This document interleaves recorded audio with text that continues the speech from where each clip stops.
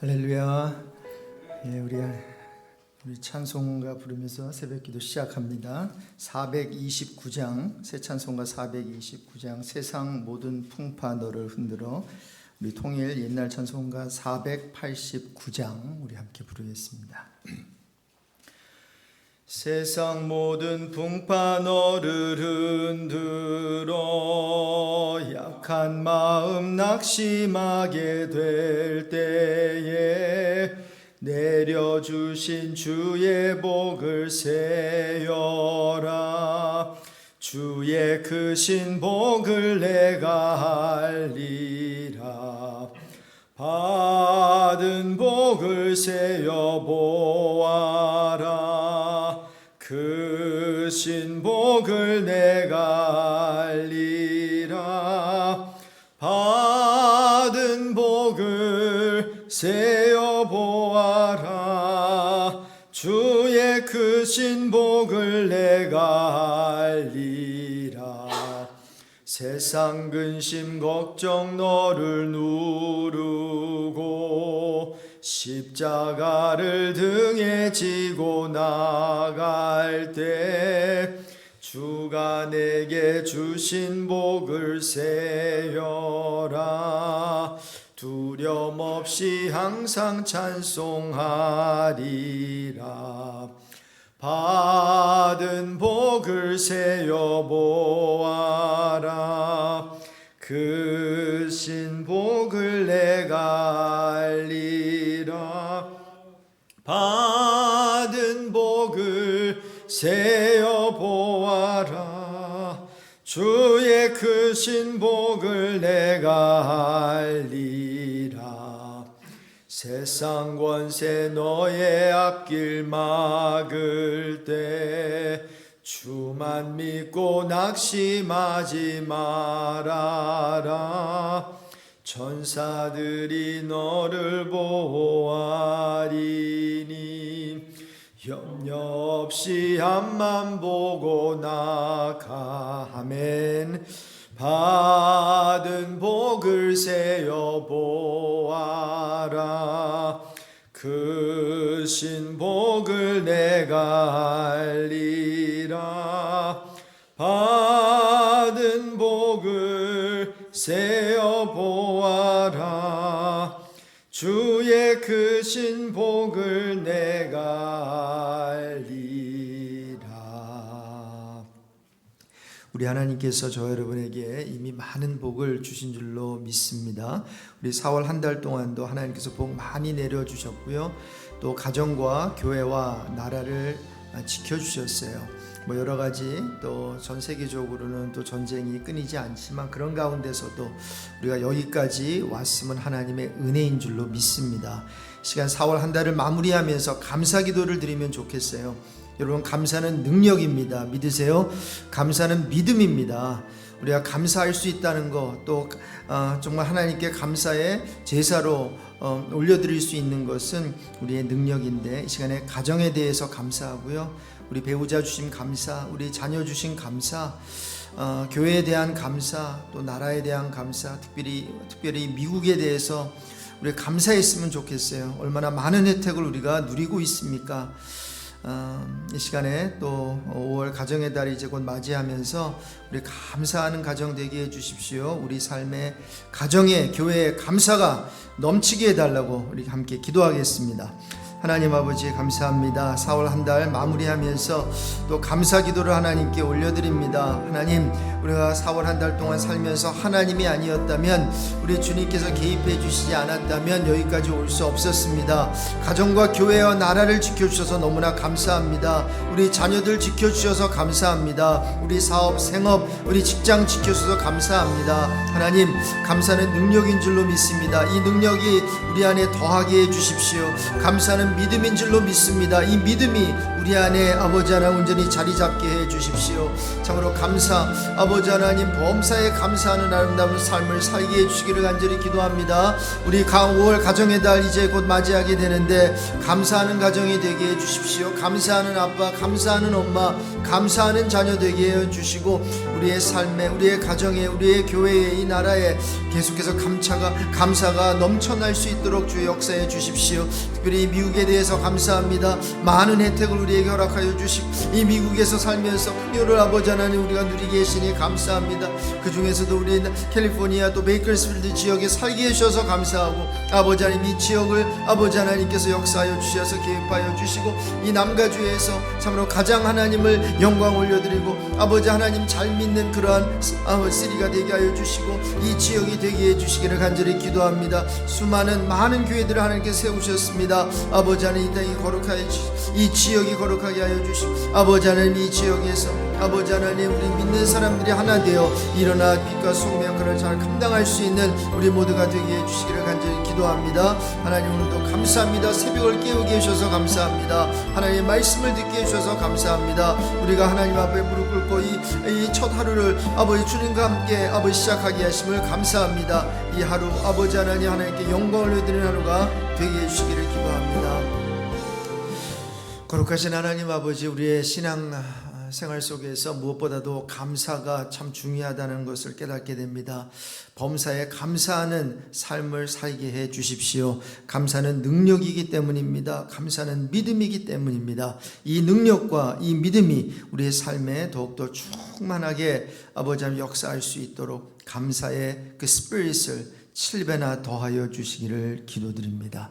오늘 4월 마지막 날입니다. 이 한 달 동안도 여러 가지 크고 작은 일이 있을 수도 있었겠지만 그러나 그런 가운데서 여기까지 올 수 있었으면 우리 임마누엘의 하나님, 에베네셀의 하나님 덕분인 줄로 믿습니다. 우리 4월 한 달 동안 가정과 교회, 나라 지켜주심에 감사하고 이제 5월 가정의 달을 맞이하면서 우리 무엇보다도 우리 가정이 교회 같은 가정 되게 하시고 우리 교회가 가정 같은 교회 되게 해주셔서 늘 감사가, 늘 예배가 차고 넘치게 해 주십시오. 이제 하나님의 말씀을 듣습니다. 열왕기상 이스라엘 역사를 우리가 공부하면서 그 수많은 왕들 가운데 아버지 하나님 여러 가지 일들도 있었지만 결국 왕중 왕이신 여호와 하나님을 우리의 왕으로 삼을 수 있는 우리의 복된 인생 되게 해 주십시오. 예수 그리스도의 이름으로 기도드립니다. 아멘. 열왕기상 11장 26절에서 43절 우리 함께 보겠습니다. 열왕기상 11장 26절에서 43절 우리 한 절씩 교독할 때 제가 26절 먼저 읽겠습니다. 솔로몬의 신하 느밧의 아들 여로보암이 또한 손을 들어 왕을 대적하였으니 그는 에브라임 족속인 스레다 사람이요 그의 어머니의 이름은 수루아이니 과부더라. 그가 손을 들어 왕을 대적하는 까닭은 이러하니라. 솔로몬이 밀로를 건축하고 그의 아버지 다윗의 성읍이 무너진 것을 수축하였는데 이 사람 여로보암은 큰 용사라. 솔로몬이 이 청년의 부지런함을 보고 세워 요셉 족속의 일을 감독하게 하였더니 그 즈음에 여로보암이 예루살렘에서 나갈 때 실로 사람 선지자 아히야가 길에서 그를 만나니 아히야가 새 의복을 입었고 두 사람만 들에 있었더라. 아히야가 자기가 입은 새 옷을 잡아 12조각으로 찢고 여로보암에게 이르되 너는 10조각을 가지라. 이스라엘의 하나님 여호와의 말씀이 내가 이 나라를 솔로몬의 지파를 내게 주고 오직 내 종 다윗을 위하고 이스라엘 모든 지파 중에서 택한 성읍 예루살렘을 위하여 한 지파를 솔로몬에게 주리니 이는 그들이 나를 버리고 시돈 사람의 여신 아스다롯과 모압의 신 그모스와 암몬 자손의 신 밀곰을 경배하며 그의 아버지 다윗이 행함 같지 아니하여 내 길로 행하지 아니하며 나보기에 정직한 일과 내 법도와 내 율례를 행하지 아니함이니라. 그러나 내가 택한 내 종 다윗이 내 명령과 내 법도를 지켰으므로 내가 그를 위하여 솔로몬의 생전에는 온 나라를 그의 손에서 빼앗지 아니하고 주관하게 하려니와 내가 그의 아들의 손에서 나라를 빼앗아 그 10지파를 내게 줄 것이요 그의 아들에게는 내가 한 지파를 주어서 내가 거기에 내 이름을 두고자 하여 택한 성읍 예루살렘에서 내 종 다윗이 항상 내 앞에 등불을 가지고 있게 하리라. 내가 너를 취하리니 너는 내 마음에 원하는 대로 다스려 이스라엘 위에 왕이 되되 내가 만일 내가 명령한 모든 일에 순종하고 내 길로 행하며 내 눈에 합당한 일을 하며 내 종 다윗이 행함같이 내 율례와 명령을 지키면 내가 너와 함께 있어 내가 다윗을 위하여 세운 것 같이 너를 위하여 견고한 집을 세우고 이스라엘을 내게 주리라. 내가 이로 말미암아 다윗의 자손을 괴롭게 할 것이나 영원히 하지는 아니하리라 하셨느니라 한지라. 이러므로 솔로몬이 여로보암을 죽이려 하매 여로보암이 일어나 애굽으로 도망하여 애굽 왕 시삭에게 이르러 솔로몬이 죽기까지 애굽에 있으니라. 솔로몬의 남은 사적과 그의 행한 모든 일과 그의 지혜는 솔로몬의 실록에 기록되지 아니하였느냐. 솔로몬이 예루살렘에서 온 이스라엘을 다스린 날 수가 40년이라. 솔로몬이 그의 조상들과 함께 잠에 그의 아버지 다윗의 성읍에 장사되고 그의 아들 르호보암이 대신하여 왕이 되니라.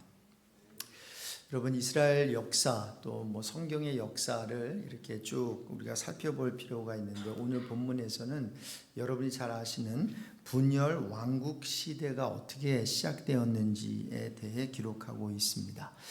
여러분, 성경을 시대별로 이렇게 쫙 볼 필요가 있거든요. 그러면 이제 이렇게 카테고리가 생기면서 성경의 흐름을 우리가 읽을 수 있는데, 가장 먼저 창조 시대가 있죠. 그렇죠? 그래서 창세기에서 하나님이 세상을 창조하시거든요. 그 다음에 족장 시대로 들어옵니다. 아브라함이 등장하죠. 아브라함, 그 다음에 그 아들, 그렇죠? 그리고 요셉까지. 그러면서 출애굽 시대가 초래되고, 출애굽 시대 다음에 이제 가나안으로 들어가요. 그래서 가나안 정복 시대라고 하고, 그 다음에 사사 시대가 시작이 돼요. 그래서 하나님께서는 여러분이 아시다시피 왕을 세우지 않았어요. 하지만 하나님께서는 사사를 세워서 이스라엘 백성들을 통치하게 했고 또 다스리게 했죠. 자, 그 다음에 이제 통일 왕국 시대가 옵니다. 사람들이 왕을 구해서 이제 그 사울 왕 중심으로 또한 이제 다윗, 그 다음에 아들 솔로몬이 이제 왕이 됐는데 통일 왕국 시대라고 해요. 그리고는 이제 솔로몬 후에 분열 왕국 시대로 이어지는데, 여러분이 아시는 대로 북이스라엘과 남유다로 나눠지게 됩니다. 오늘 본문과 분열 왕국 시대를 이해하기 위해서는 이스라엘의 왕정 시대의 그 출범에 대한 큰 그림을 먼저 살펴보면 도움이 되는데요. 이스라엘 장로들은 이제 사무엘이 나이 많아서 이렇게 보니까 전에 말씀드린 대로 사무엘을 이제 이을 그러한 사람도 없는 것 같고, 그 아들들도 시원치 않아 보이고, 그래서 주변 국들처럼 왕을 세워줄 것을 요구했잖아요. 그런데 아마 이 사람들이 이 사사 제도보다 열방의 왕 제도가 더 좋게 보였던 것 같아요. 여러분, 여기에 우리의 어떤 교훈을 삼아야 되는 게 있는 것 같아요. 저와 여러분이 보기에 이렇게 좋아 보이는 거 있잖아요. 그게 무엇이든, 특별히 이 세상에서 저거 참 좋아 보인다, 이런 거 있잖아요. 이거 좀 조심해야 될 것 같아요. 왜냐하면 참 좋아 보인다라고 했던 게 유혹이었잖아요. 아담과 이브의 특히 이브의 첫 유혹이었어요. 참 보니까 참 좋아 보여요. 맛있어 보이고 탐스럽기도 하고 사람을 지혜롭게 할 만큼. 이스라엘 장로들도 마찬가지였던 것 같아요. 하나님께서는 사사제도를 이렇게 주셨는데, 아니 열방의 왕제도가 더 좋게 보인 거예요. 사실 이스라엘의 역사는 여기서부터 이제 미끄럼을 타고 쭉 내려가는 거예요. 물론 하나님께서 중간중간 역사하시지만, 여러분, 사무엘은 이걸 기뻐하지 않았어요.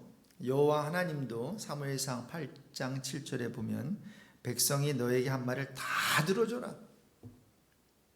우리 하나님은 굉장히 신사적이신 것 같아요. 저 같으면 괘씸한 사람들, 좀 속된 말로 괘씸한 놈들, 아니 내가 사사를 세워주고 그리고 내가 자기네들의 왕인데 왕을 세워달라고? 그들이 너를 버린 게 아니라 나를 버려서 자기들의 왕이 되지 못하게 한 거야. 다소 불편한 마음을 하나님께서 사무엘에게 전하셨어요. 하지만 하나님은 말씀드린 대로 이스라엘 백성이 왕을 요구하는 것에 대해 허용을 한 것입니다. 자, 그 이스라엘의 첫 왕으로 우리 누가 됐죠? 사울이 이제 왕이 되고 그 뒤를 이어서 다윗과 그의 아들 솔로몬이 통일 왕국 시대 왕으로 이제 이스라엘을 다스리게 됩니다. 근데 그 통치 기간을 보면 아주 정확하게 40년씩 딱딱 떨어져요. 그래서 각각 40년씩 총 120년 동안 이스라엘 나라를 다스려요. 그래서 그 사울 왕도 40년, 그 다음에 다윗 왕도 40년. 오늘 솔로몬 몇 년 다스렸다고 했죠? 마지막 절에 보니까 40년. 그리고 통일 왕국은 이제 드디어 나눠지게 돼요. 근데 오늘 본문에도 읽었다시피 이렇게 통일 왕국이 될 수 있었던 것은 어떠한 솔로몬이 뭐 굉장하게 기가 막히게 나라를 잘 다스려서가 아니라요, 하나님께서 어떤 다윗의 언약, 그리고 또 하나님께서 하나님 쪽에서 그 나라를 이렇게 하나 되게 하셨던 거예요.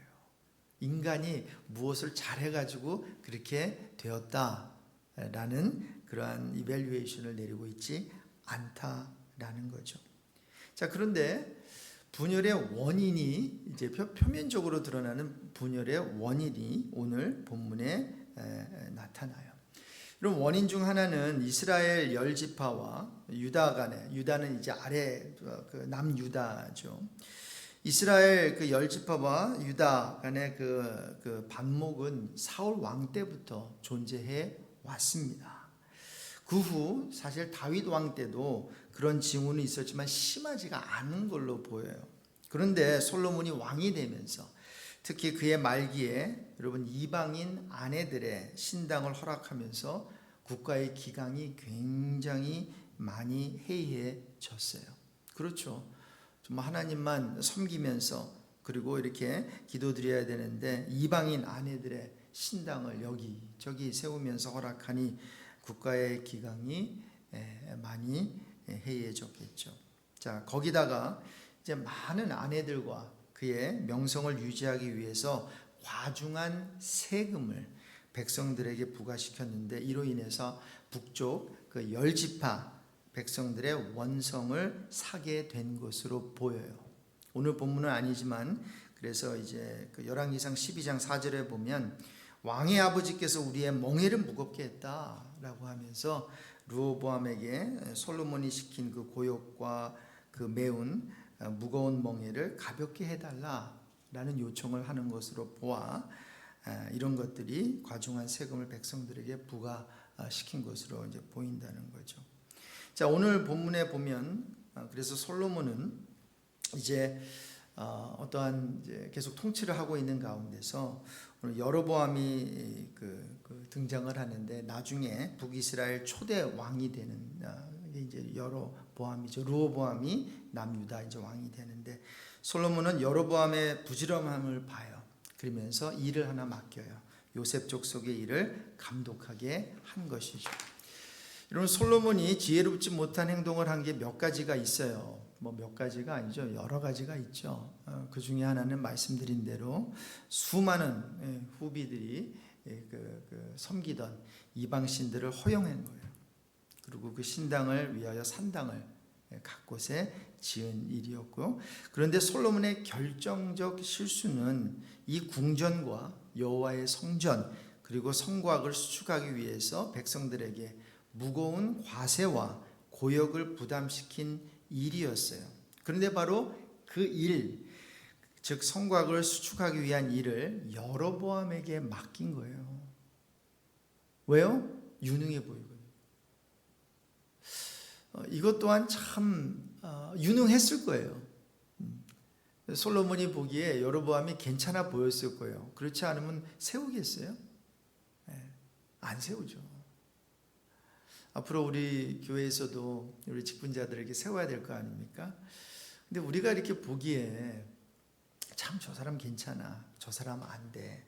뭐 우리가 나름대로 이제 판단을 한다는 거죠. 그래서 각자 나름대로 참 저 사람 괜찮아, 부지런해, 뭐 이렇게, 아니면 저 사람은 안 부지런해, 이렇게 판단을 하거든요. 그런데 맞아요. 그렇게 판단해서 부지런할 수 있고 그리고 괜찮은 사람일 수 있다라는 거죠. 여로보암에 대해서도 솔로몬이 그렇게 생각해서 그를 선택했던 것 같아요. 그에게 맡긴 것 같아요. 자, 그런데 이로 인해서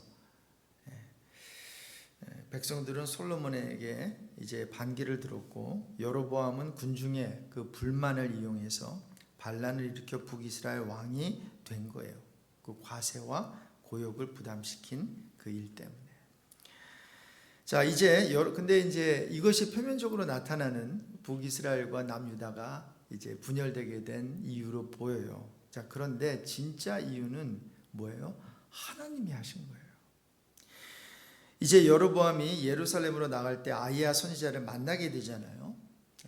그러면서 12지파 중 10지파, 루벤, 시므온, 이사갈, 스불론, 단, 납달리, 갓, 아셀, 에브라임, 므낫세, 뭐 레위 지파에게는 땅을 기업으로 주지 않았으니까 그 10지파가 이제 남죠.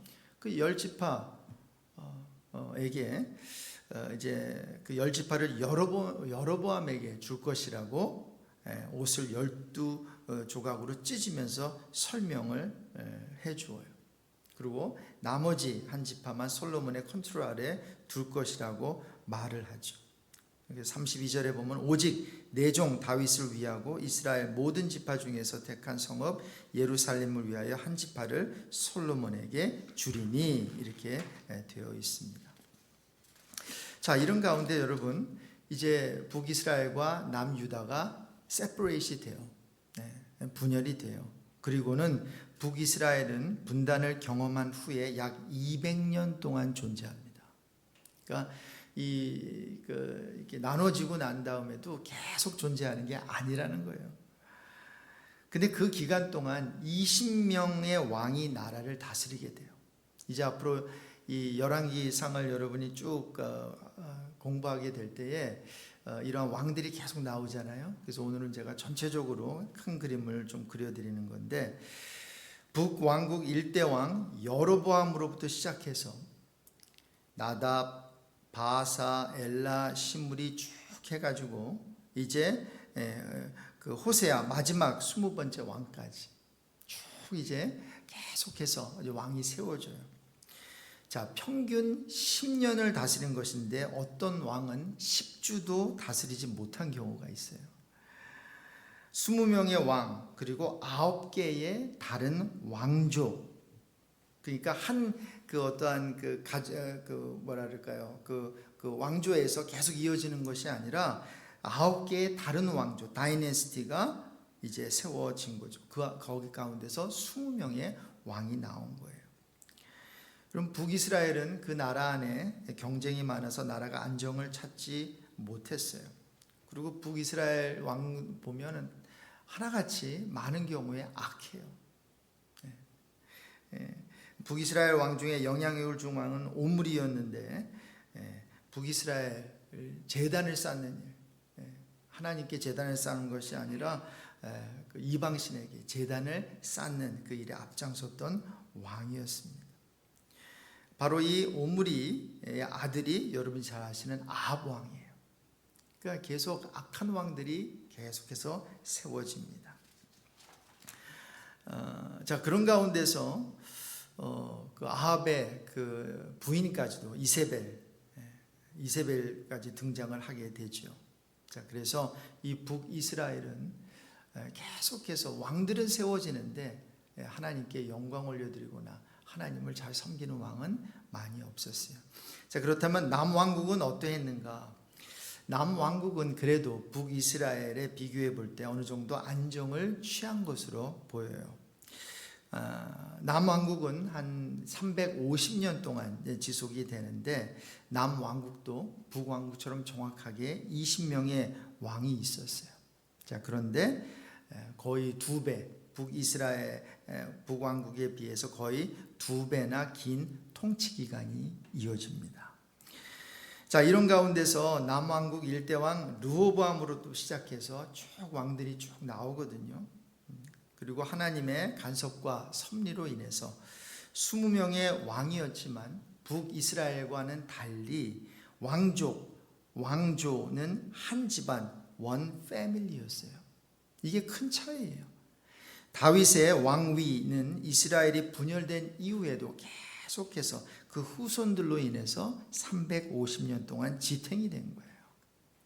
그러니까 여러분 보십시오. 이 모든 역사들을 볼 때 좀 왕이 세워지면 좀 나라도 잘 되고 해야 되는데 별로 안 가고 또 내려앉고 어떤 사람은 몇 년도 못하고 이런 가운데 계속 하다가 결국 200년 후에 망하고 남왕국도 350년 동안 지탱은 하지만 또 망하고 또 솔로몬의 성전이 또 지어지지만 또 그게 무너지고 부서지고 침공을 당하고 포로로 끌려가고 하는 게 이스라엘의 역사였다라는 거죠.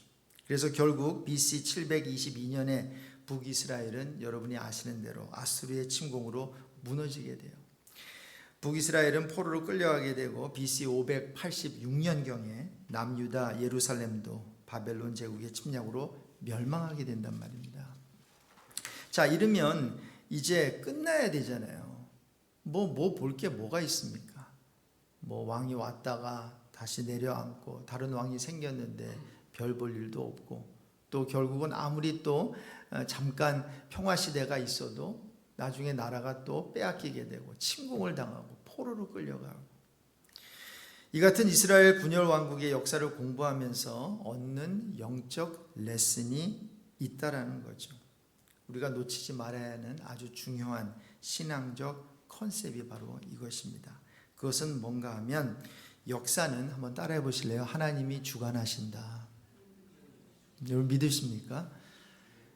이스라엘 역사도 그렇고 우리 모두의 역사도 그렇고 하나님이 주관하신다라는 거죠. 하나님이 역사의 주인이다라는 것입니다. 자, 그런데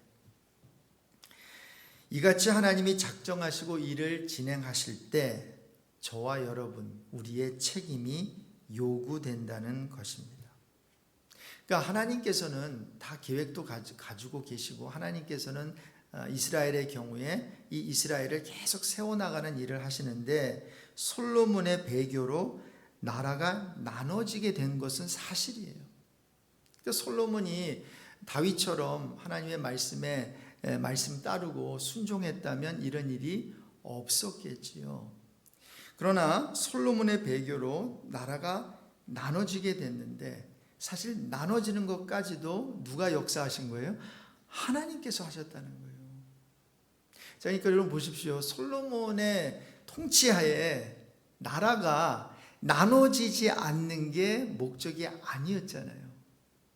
하나님께서는 나눠지게 하실 수도 있고 그리고 하나로 이렇게 있게 하실 수도 있어요. 통일 왕국으로.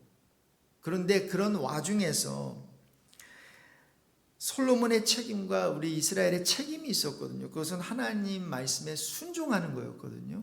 근데 불순종을 하니 이제 이런 좋지 않은 역사가 일어난 거죠. 나라가 나눠진 거죠. 그래서 여로보암에게는 오늘 본문 38절에 보면 네가 나에게 순종하면 다윗에게 허락한 복을 내게도 주겠다라고 얘기해요. 자, 중요한 것은 뭔가 하면 이렇게 리더의 실수로 나라가 나뉘고 솔로몬의 배교와 이스라엘의 불순종을 계속 꾸짖어요. 또 나중에 보면 다윗에게 허락한 약속은 그런데 취소되지 않는다고 얘기를 하세요.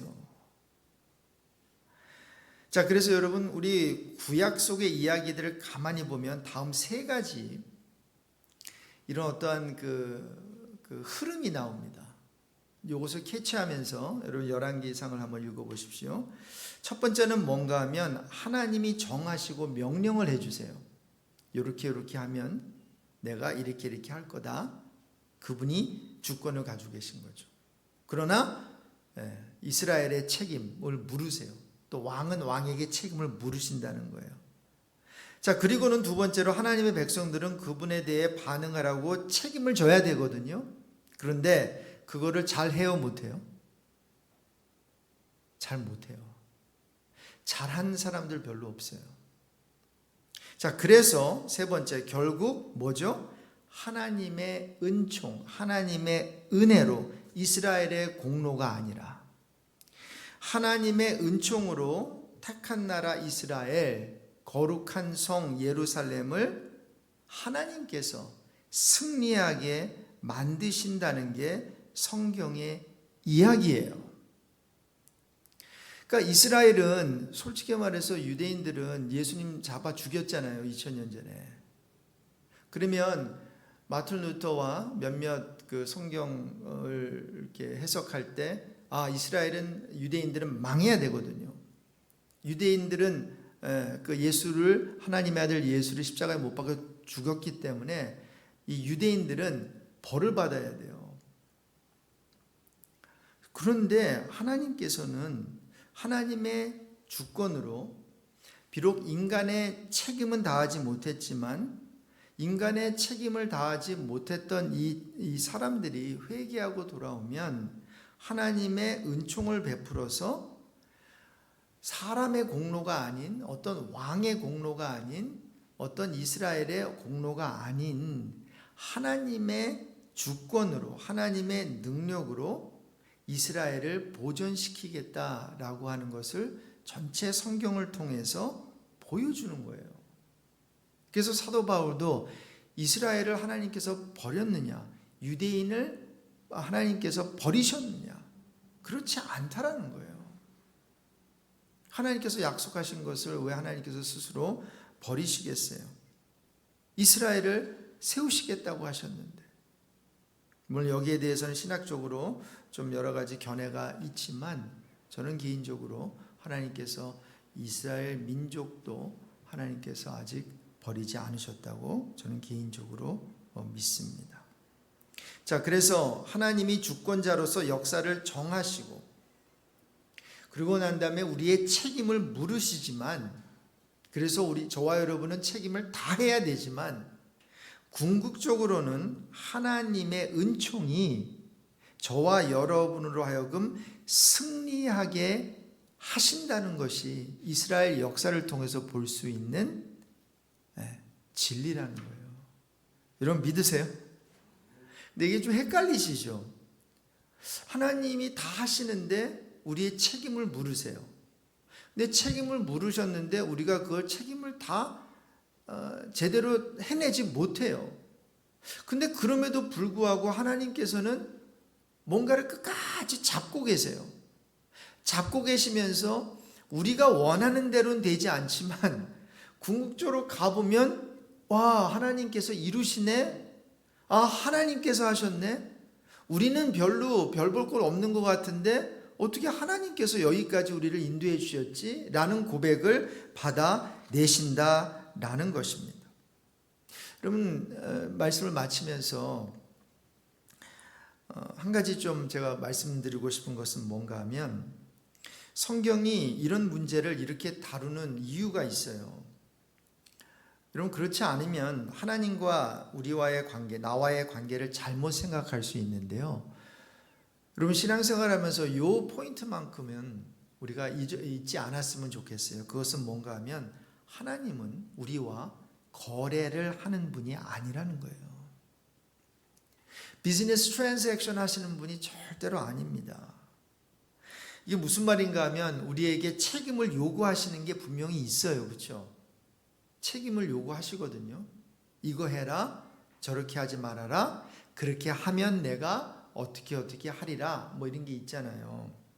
내가 잘하면 잘해주시고 잘못하면 벌을 주시는. 자, 그런데 그런 식으로 하나님은 우리와 관계를 맺지 않으세요. 그런 말씀을 하시거든요.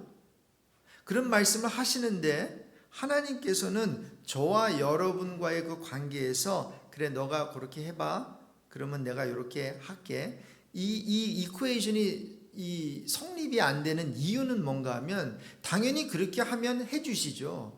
근데 문제는 우리가 그렇게 해요 안 해요? 그렇게 하면 다행인데 그렇게 안 한다니까요. 자, 그러니까 만약에 그렇게 안 하면 우리는 큰일 나잖아요. 또 그렇게 하면 교만해요. 우리가 한 것처럼 생각하잖아요. 내가 한 거지 하나님이 한 게 아니죠. 그러니까 하나님이 주시지만 결국 나의 공로 아니에요? 야, 요렇게 하면 나 천국 들여보내줄게. 만약 하나님께서 약속을 하셨다고 생각해 보세요. 십계명 다 지켜. 죄 짓지 마. 그래서 십계명 다 지켰어요. 죄 짓지 않았어요. 그리고 천국 갔어요. 그래서 천국에 이제 가드가 있는데 천사가 당신은 왜 여기 천국 내가 들여보내줘야 돼요? 그러면 십계명 다 지켰어요. 내가 죄 짓지 않았어요. 하나님이 왜 필요하죠? 필요 없죠. 예수님 안 필요하단 말이에요. 자, 그렇다면 이게 뭔가 하나님이 우리에게 잘못에 대해 책임을 추궁하고 잘못한 일의 결과를 요구하시는 이유는 하나님은 우리에게 보상하시기 위해서 그렇게 하는 것이 아니라 하나님은 우리에게 보상하시는 이가 아니라 잘 들어보십시오. 우리를 조건 없이 사랑하시는 하나님으로서 하나님은 우리에게 이해되길 원하신다는 거예요. 여러분, 이 깊은 진리를 우리가 이스라엘 역사를 보면서 또한 성경을 읽으면서 우리가 이걸 캐치하면은 참 좋겠습니다. 그래서 우리 하나님과의 관계를 잘잘못의 그러한 문제로 그래서 그 관계를 확보하려 해서는 안 된다라는 것이 굉장히 중요한 포인트예요. 잘잘못의 차원에서 하나님을 주장할 수 있다는 생각을 우리 빨리 버리면 좋겠습니다. 그리고 오직 하나님, 나는 이렇게 메스업을 시켰는데 하나님께서는 이렇게 모든 것을 망쳐놓은 나를 찾아와 주셔서 나에게 은혜를 베풀어 주시는군요. 나를 버리지 아니하시는군요. 바로 아담과 이브가 느꼈던 하나님의 은혜였을 거예요. 정령 죽으리라고 했는데 죽지도 않아요. 그렇죠? 몇 년 동안 거의 900년, 1000년 동안 죽지 않아요. 당장 죽어야 되는. 거기다가 또 벌거벗은 수치를 가려주시려고 짐승을 잡아서 가죽옷을 입혀주신다고. 여기서부터 하나님의 은혜가 보여지는 것이죠. 그래서 다윗이 51편에 시편 51편에 하나님이여 하면서 내 속에 정한 마음을 창조하시고 내 안에 정직한 영을 새롭게 하시고 나를 주 앞에서 쫓아내지 마시며 주의 성령을 내게서 거두지 마 주의 구원의 즐거움을 내게 회복시켜 주시고 자원하는 심령을 주사 나를 붙들어 주세요.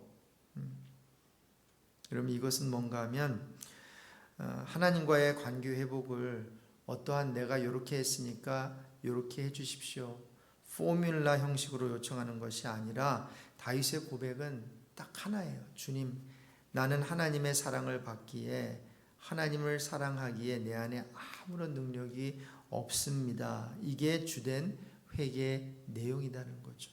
하나도 하나님께 드러낼 게 없어요.